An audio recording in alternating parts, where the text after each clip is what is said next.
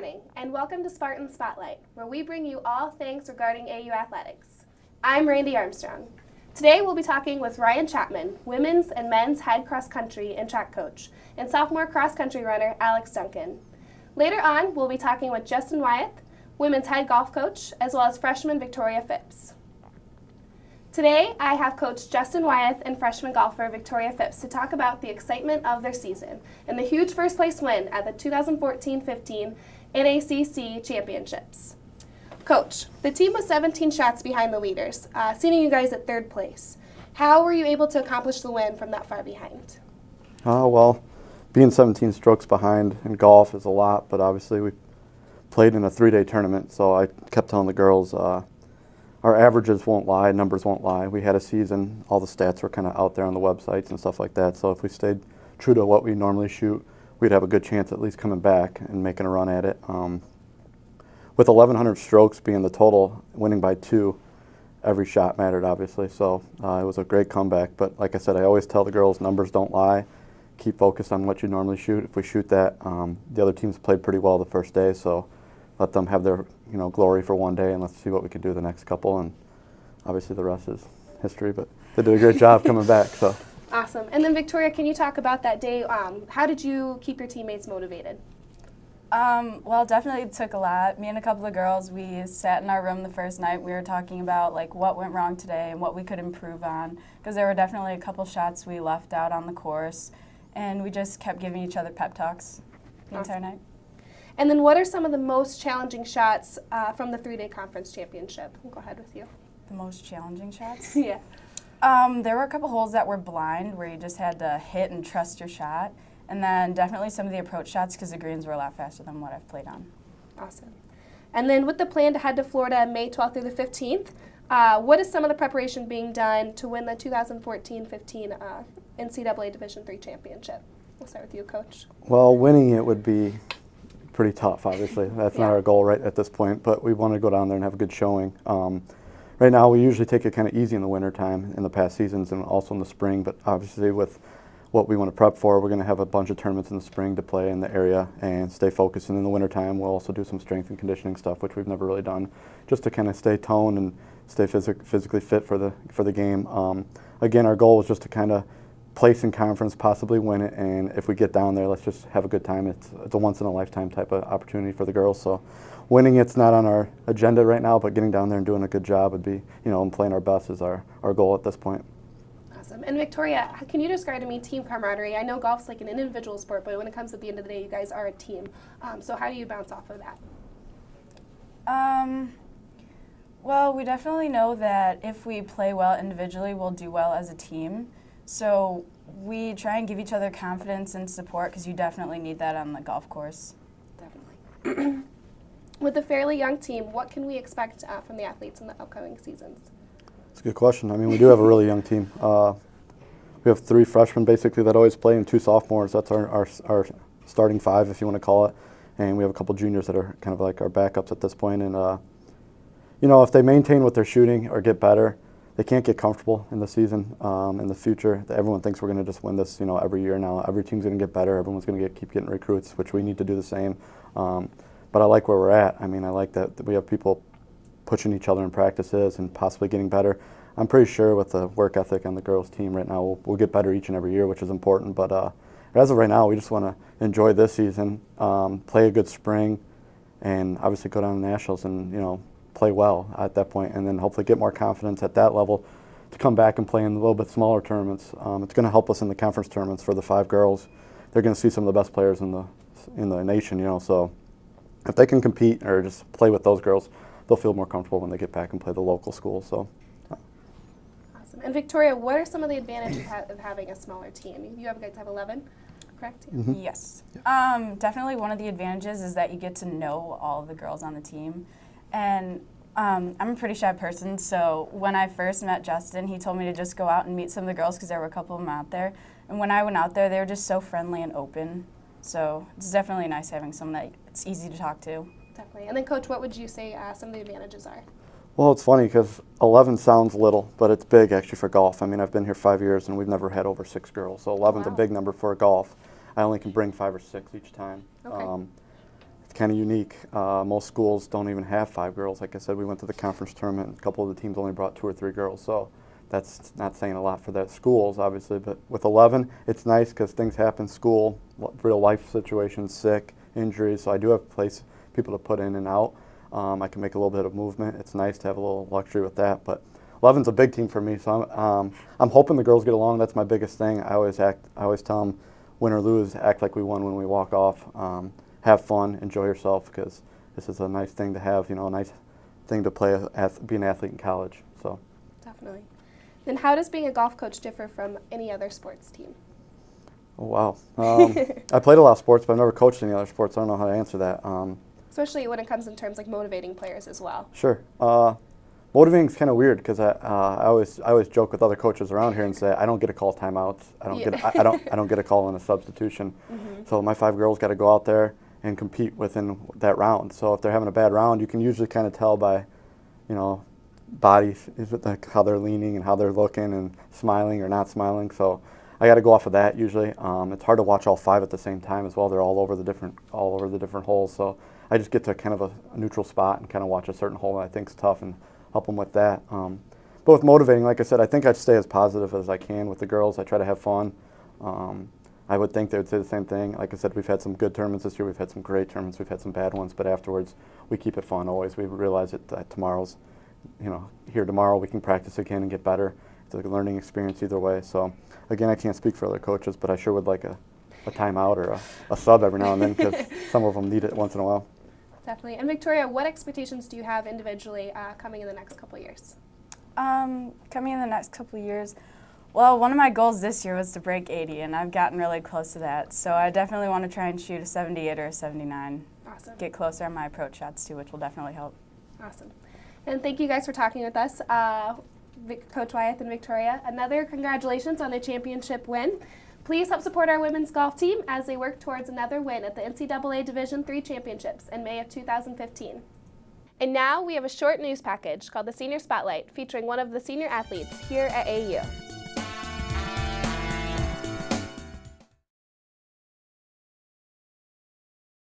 I started playing when I was about 7, but I was just doing it for recreation. I started really playing when I was a freshman in high school. I played sports growing up always, but my brother played in college and I kind of wanted to follow after him. I always just wanted to get better. I always had self-motivation, my family motivating me to keep playing. So it's been easy to keep playing, teammates keep me going. So. I could have gone to bigger schools and just done academics, but I love sports too much and there was no way to stop playing in my mind. Definitely respect others, respect your teammates, respect your opponent. It's also time management and stuff like that.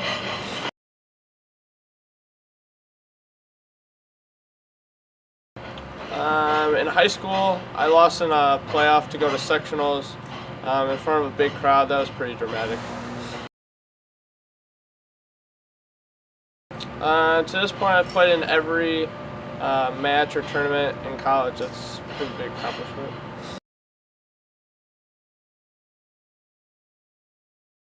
I'll probably continue to play recreationally, but time to join the big world and get a big boy job.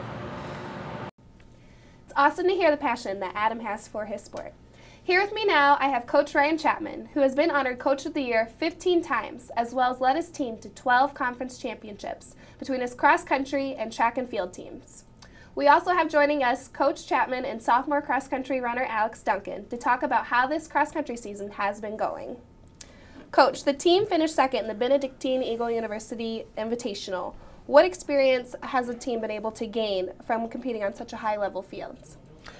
Well, we're good, and a good team has good races, and we have bad races. And you know, this was an opportunity where we were feeling fit, we were feeling good. Legs weren't heavy like the week before, and we were able to get after it. This coming week, we're at a much larger invite, and you know, the experiences that we have at the BU meet, where 15 teams, 16 teams is a smaller meet in our sport. And then we're going to a meet like Oshkosh with 50, 60 teams. So it just gives us that extra boost of confidence we need. Awesome. And then what types of workouts, daily routines are the student athletes doing in preparation for the meets? Well, it all depends on where we're at in the season. Part of training is, periodization. Where are we at in the season and what do we need? We're a week away from really getting into a lot of speed work, from going sub-race pace, whereas the beginning of the year, we're focused more on threshold training, on getting our miles in, making sure our fitness level is where it's at. You name it, we're probably doing it just different times throughout the year. My distance athletes are in season all year round. They take 2 weeks off, all year. And we're sort of different from other sports in that regard. So in the summertime, they're really focusing on mileage. Next week, it's when athletes like Alex start getting really excited because we start doing a lot of speed. Awesome. And then Alex, too, how do you prep? Is it mentally, anything else that you go before you head to a meet? It's a lot of the little things. It's stretching, rolling out, and trying to eat proper, which is kind of hard when you're living in a college house or you're eating in the cafe every day. So it's just trying to get all the fruits and veggies you need so you don't just crash and burn. Yes, definitely. And then your men's and women's teams have won conference championship the last 2 seasons. Does that put any added pressure onto you guys too, individually as a team, and you as well, Coach? Every season's different. I really wouldn't say that we have a lot of pressure on the conference level this year, and it's just because of how good our teams are. Every year it might change. We have one of those sports, it's different than, say, a basketball or a baseball. It's 5 guys, 5 girls, that matter. We're not overly stressed going into the conference meet. We know that if we do what we can do, we should have a great day. And that wasn't the case a couple years ago. But once we get those titles under our belts, we start understanding this is what we need to do, and we can go out and do it. So I don't think it's really pressure. I think it's more of an opportunity to have a great day. Our guys want to be, we have lots of guys on the team and lots of good runners, and they all want to be first team all conference. So there's a lot of guys duking it out for top 15, and those opportunities sort of come first, and then the results come second. That's awesome. And then what are your expectations for the rest of the season? We'll start with you, Alex. I really try not to have any expectations because every season's kind of different, and you got to kind of play by ear as you go through the season. So I really just expect to try to get through the season without an injury and in one piece. That's good. And what about you, Coach? Well, we have some big races coming up. We definitely need to see some athletes take some risks at Oshkosh. It's a big meet.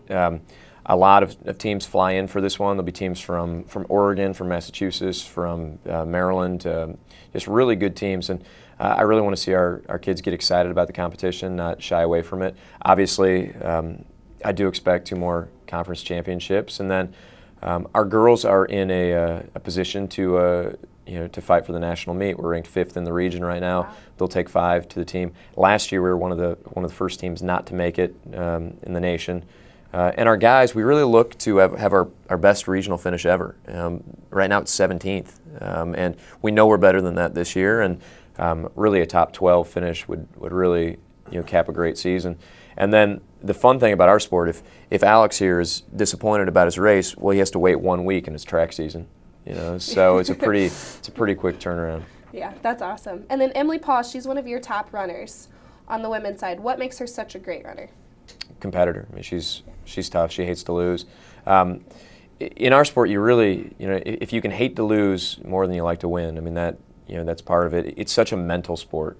When Alex is running 5 miles, there's about 3 miles of it that he's happy about, and then there's about 2 miles that he's really fighting the demons in his head. And Emily's really tough mentally and doesn't shy away from pain, and that served her well in track season where she was an All-American. And it's her senior year, so she has a lot of immediacy going into cross country. Last year she went to nationals for the first time, and she finished I think 155th or something. It was a fine race, but she didn't get out, and she's anxious to get back. This year it's in Wilmington, Ohio, and really run to be All-American. That's awesome. And then you've been honored as the Northern Athletics Collegiate Conference Coach of the Year 15 times. How do you manage to coach such a large team, both men and women? Well, any athlete will tell you, I surround myself with great coaches. I certainly couldn't do it. If I was the only coach out there, we wouldn't win conference. We might come in 5th or 6th, and not have the depth that we have. whether it's my head assistant, Brandon Sturman, you know, my other assistant is my wife, who of course is the best coach in the world, plug my wife. You know, my GAs, I mean, we have a great coaching staff, and that really helps. I only have two eyes, you know, and I think we do a good job of, you know, spreading out the responsibility. You know, even with Trudeau and the weight training staff, you know, it takes a lot. There's 19 events in track and field. So you need a lot of people, a lot of different types of people doing a lot of different types of training to be successful. You know, without my throws coach, you know, he's a teacher. You know, he meets with the kids at 5 in the morning. You know, I'm sleeping at 5 in the morning. You know, just various sacrifices that my coaching staff makes. And I think ultimately that's my job, is just to surround myself around people that know what they're doing. And then when those event groups have success, just take all the credit. That's a joke. But really, just to surround myself with great people, you know, and sort of let the wheels, you know, be in motion. That's awesome. And then, team camaraderie. Can you kind of talk about it? I know you guys, you're known for your banquet that you have at the end of the year. You kind of give out little jokes as awards. Can you talk about that and just talk about how, like, this is an individual sport to an extent, but then you guys come together at the end of the day as a team. How do you do that? Well, cross country is very, very much a team sport. I mean, the meets are scored as a team. Track's really more of an individual side. Okay. So what we do is, you know, the awards, and then we also have a PR board. You want to make sure in cross country that nobody gets lost. You know, on the men's team we have 35 guys this year, and lots of times these kids are coming from high school programs where maybe the focus is put on the top 2 or 3 guys, and that was it. And everybody has a different experience. Alex here definitely came from a program where they recognized everybody. His coach would read lists of everybody, and it would take about an hour, you know, each practice. I want to make sure that none of our kids feel like they're just a cog in the wheel, that they're important. The name of our game is enthusiasm. Team culture is the most successful thing that we have going for us, which you can see how weird we are in front of alumni. So, you know, being able to recognize everybody for sort of their idiosyncrasies, you know, is very important for us. Awesome. And then you're well known for your ability to recruit a large team. What are some of your recruiting strategies? A lot of work, a lot of hours. You know, I'd say Coach Sturman and I are probably in the office, you know, later than most. You know, next week I'll be out in California recruiting. I'll be back in California in April. I'll be in Arizona recruiting in the wintertime. With 2 little children, it becomes a little more difficult. I have to bring babies to recruiting, but that doesn't hurt. You know, recruits, especially my female recruits, tend to like babies, love that. so that works as well. But honestly, a lot of emails, a lot of phone calls, just a lot of time, a lot of attention. Definitely. Thanks for joining us today, Coach Chapman and Alex. Good luck to the team as the University of Wisconsin in Oshkosh on October 18th at 11 a.m. at the Brooks Invitational. The time we have today here on Spartan Spotlight. Tune in next week to hear more about AU athletics. Have a great day.